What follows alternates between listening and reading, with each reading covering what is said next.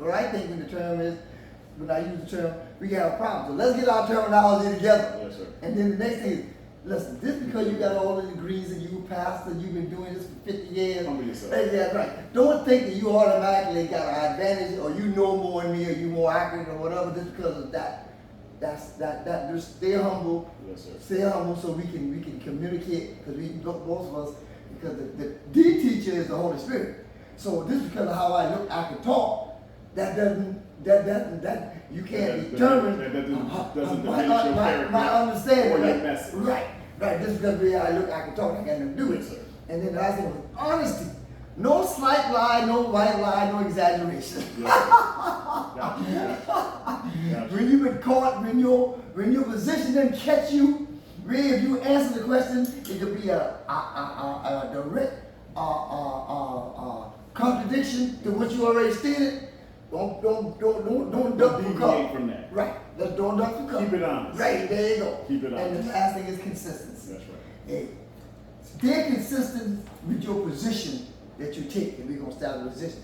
You understand? You say you believe the Bible is true and all that stuff, and you believe we saved by grace, and we saved by grace, and grace applying. Go back to the terminology. Grace applying. There's nothing humanly you can ever do to get everlasting life.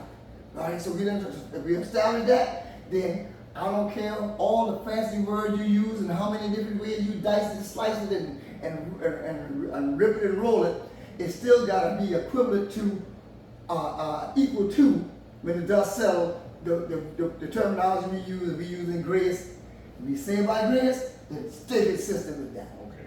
Now you can use a lot of fancy words. You can go way out there with all your knowledge and explain it.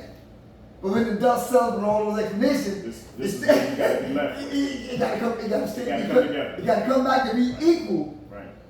Most pastors try to deliver a message from start to finish, and then they drive it home. It's like a good joke. Yeah. You gotta have you know that, right? You gotta have a good joke in the beginning, right? Yeah. And then at the end, you gotta bring all those jokes together home. They call it the finisher. Okay. That's the finisher. Yeah. It works the same way. Okay. So Okay. within the message of what you're trying to do, you got to be able to consistently give your message across the board. Right. Even if you deviate off the plane, you got to come back around to come back to your consistency. Because what they usually do that will create the problem is that you proclaim one thing, but you explain something else.